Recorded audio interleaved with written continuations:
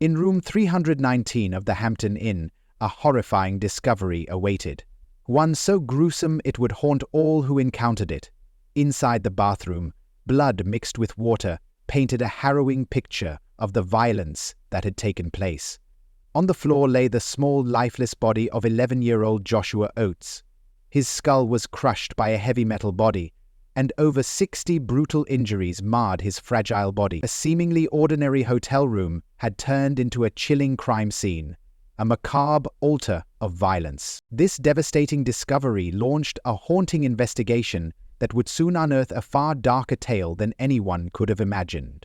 Joshua Oates, born on April 17, 2008, in Columbus, Ohio, was a cheerful and bright young boy who brought light to those around him. Known for his kindness, curiosity, and infectious laughter, Joshua was beloved by his teachers and friends at Liberty Elementary School, where he was in 6th grade. A devoted Christian, he had felt a newfound sense of peace after his baptism, and his grandmother often affectionately called him Prince. Joshua enjoyed playing baseball, practicing the trombone, and above all, being a caring big brother to his 2 younger siblings. However, on St. Patrick's Day in 2020, just a month shy of his 12th birthday, everything changed. That day began with excitement, as Joshua's mother, Latina Marot, had surprised her 3 sons with a secret trip. She told them they were heading to New Orleans for a fun adventure, but unbeknownst to her partner, Mark, she had withheld her plans from him. What initially seemed like a joyful journey quickly became shrouded in mystery. Latina believed she was spiritually connected to Marie Laveau, a famed voodoo queen from the 1800s, and she convinced herself that this trip would help unlock hidden truths about her heritage. On March 14th, they checked into a hotel in Laurel, Mississippi, but within 3 days, everything took a terrifying turn. On March 17, Latina left the hotel with 2 of her sons, Mark and Justin, leaving Joshua behind. When hotel staff entered the room later that day, they stumbled upon a nightmarish scene. The bathroom was filled with blood, and Joshua's lifeless body bore the marks of unimaginable suffering. His skull was fractured, his limbs cautered, and his small body twisted in pain. An autopsy revealed over 45 traumatic injuries, including blunt force trauma to the head, indicating a brutal attack. The crime scene painted a horrifying picture of Joshua's final moments. Desperation, struggle, and unimaginable agony. Investigators soon discovered that Latina had been taken into custody and recounted a chilling confession. She claimed that voices had urged her to kill Joshua, labeling him a demon who threatened his younger brothers. Latina admitted to giving Joshua NyQuil to ensure he was asleep before attacking him. She described stepping outside for a cigarette break before retrieving a metal bar from her car, which she referred to as an ancient dagger. In an eerie and bizarre ritual, Latina filled the bathtub with water, bizarrely urinated on a piece of paper, and threw it in, believing that this act would bless the water. When Joshua was asleep, she attacked, attempting to stab him in the chest, but he woke up and fought back desperately. In his final moments, Joshua cried out as Latina dragged him to the bathroom, forced his head underwater, and delivered fatal blows to his head with the metal bar. Latina later claimed she was possessed by voodoo spirits and insisted that Joshua was also possessed. During her bond hearing, she expressed no remorse, asking only for clean clothes. A defense team argued that Latina suffered from severe mental health issues, particularly schizophrenia, and had long been fascinated by voodoo. Forensic psychologists testified that Latina was delusional at the time of the crime, believing she was protecting her family from a perceived threat. However, prosecutors argued that her elaborate and ever-changing accounts suggested an attempt to evade accountability. Latina's claims included bizarre details such as an upside-down rosary, which prosecutors argued bore similarities to plot lines from horror films rather than reality. Ultimately, the jury rejected the insanity defense and found Latina guilty of capital murder. Despite her mental health struggles, they deemed her responsible for her actions. The courtroom was tense as the truth of Latina's horrific crime fully unraveled. Questions loomed over Latina Marie Oates' mental state and the voices she claimed to hear. If she truly experienced command hallucinations compelling her to act, why was she sometimes able to ignore them? After her arrest, she wrote letters admitting the voices weren't real and expressed a desire to stop listening to them. This raised a chilling thought. Why did she claim an inability to resist the voices only when it involved murdering her own child? During an interview, Justin, one of Joshua's younger brothers, recalled how discipline was handled in their family. He mentioned that their mother would often say, "I hate this family," during punishments. This made some wonder if Latina sought an escape from her responsibilities as a mother. Her actions supported this suspicion. She left home without packing her children's belongings and hadn't paid rent for 2 months, suggesting she never intended to return. Latina's selective obedience to the voices became evident.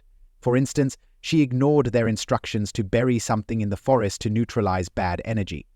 Yet, when it came to inflicting over 60 wounds on her 11-year-old son Joshua, who cried out for her mercy, she seemingly surrendered all control. The entire case was a disturbing labyrinth of delusion, trauma, and incomprehensible cruelty, one that left investigators and the public grappling with the dark, twisted reality of what had unfolded in room 319. Wouldn't you like to subscribe to the channel, as the video gets even more interesting? Prosecutor Katie Sumrer presented Latina as an intelligent and capable woman who had once successfully managed her own cleaning business and even authored a detailed daycare manual for a relative. However, her behavior underwent a dramatic transformation after reuniting with Mark. Once a driven entrepreneur, Latina now appeared disconnected and lethargic. Mark had to quit his job to manage her cleaning company, while she spent her days lounging around, binge-watching Netflix, and neglecting her responsibilities.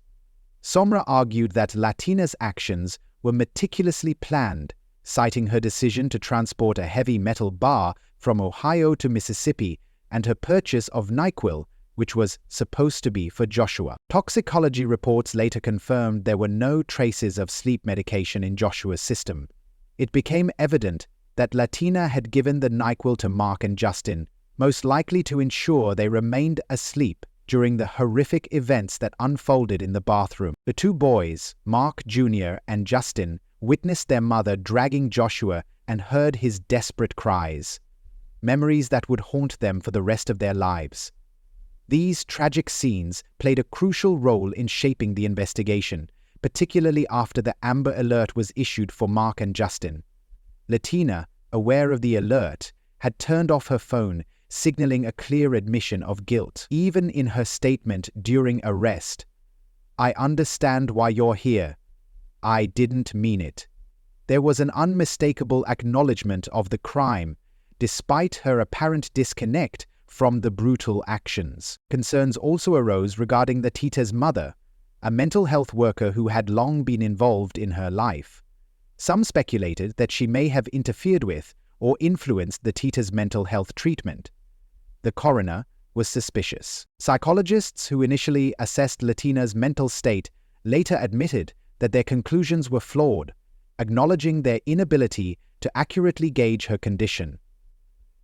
On September 29, 2023, Latina Marie Oates was declared fit to stand trial, despite lingering doubts about her mental stability. The defense team, however, pushed for Latina to be committed to a mental health facility rather than sentenced to prison.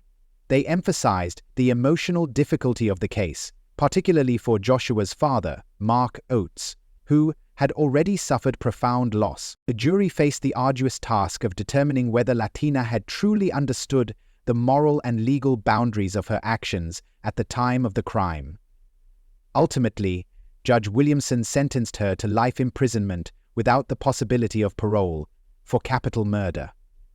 The death penalty, though a possibility, was deliberately avoided to spare Mark Jr. and Justin from further psychological trauma.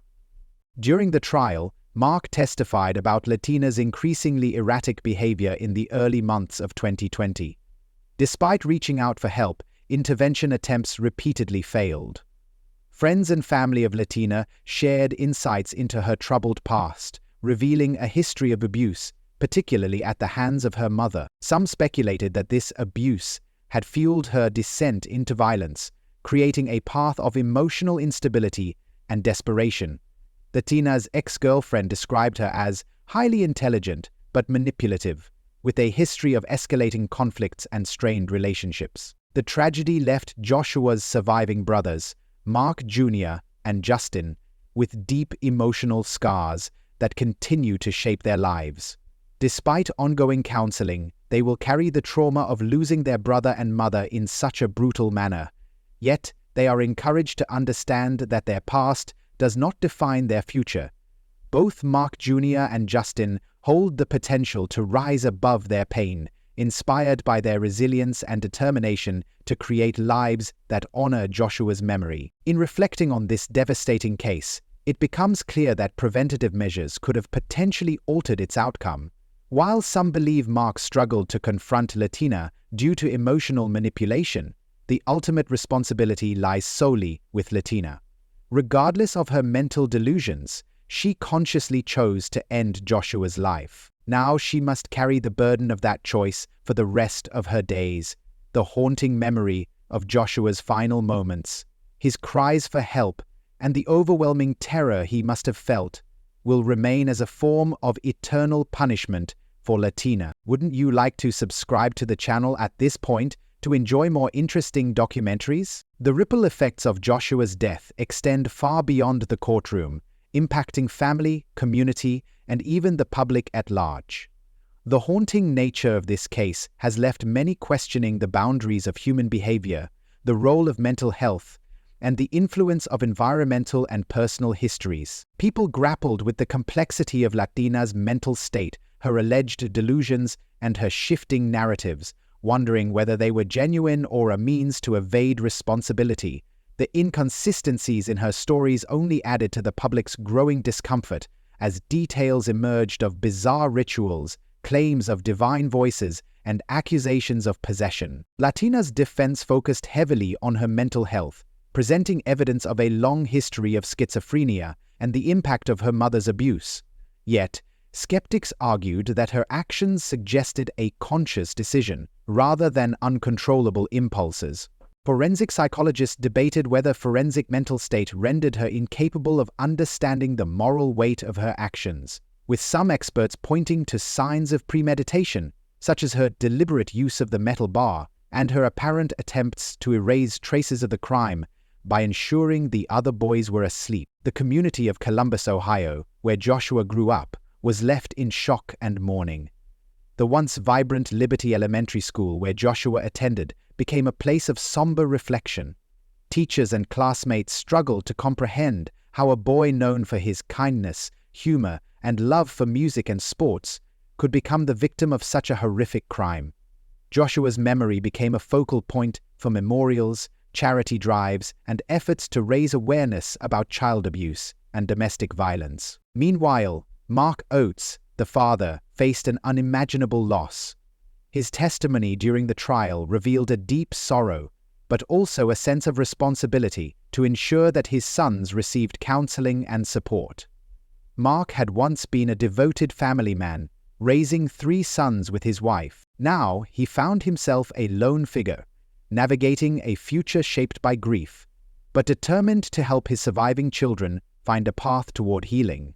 His focus became ensuring that Mark Jr. and Justin received the care and resources they needed to overcome their trauma. Latina's ex-girlfriend, who had watched the unraveling of their relationship, remembered a woman who was once vibrant, confident, and full of life. However, after reconnecting with Mark, the woman she knew seemed to disappear, replaced by someone disconnected, erratic, and increasingly withdrawn. The breakdown of their relationship, she reflected, mirrored the unraveling of Latina's mental state. The courtroom itself became a symbol of the larger societal questions surrounding mental illness and justice. Several jurors struggled with the decision to convict Latina, torn between the evidence of her premeditated actions and her reported delusions. Some grappled with the moral implications of sentencing a woman who, in their eyes, might have been struggling with severe mental health issues. Others felt that justice for Joshua and his surviving brothers required accountability, regardless of mental state. Joshua's death became a stark reminder of the fragility of life and the profound impact that seemingly ordinary family dynamics can have on the trajectory of a person's future. The case raised broader questions about how mental illness is perceived within the justice system, the ethics of determining accountability, and the role of early intervention in preventing such tragedies. In the years that followed, efforts to address domestic violence, mental health awareness, and child protection were intensified. Community organizations, schools, and law enforcement agencies began to collaborate more closely, aiming to identify signs of abuse and mental health struggles earlier, with the hope of preventing similar cases from occurring. For Mark Jr. and Justin, their journey toward healing remains ongoing.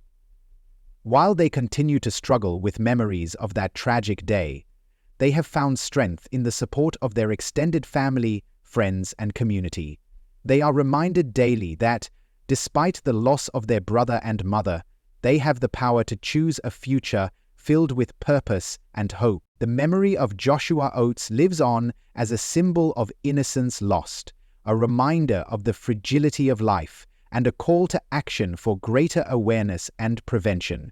His story is not one of condemnation, but of remembrance, urging society to confront the difficult realities of mental illness, domestic violence, and the need for compassion and accountability. In the end, Joshua's life was one of light.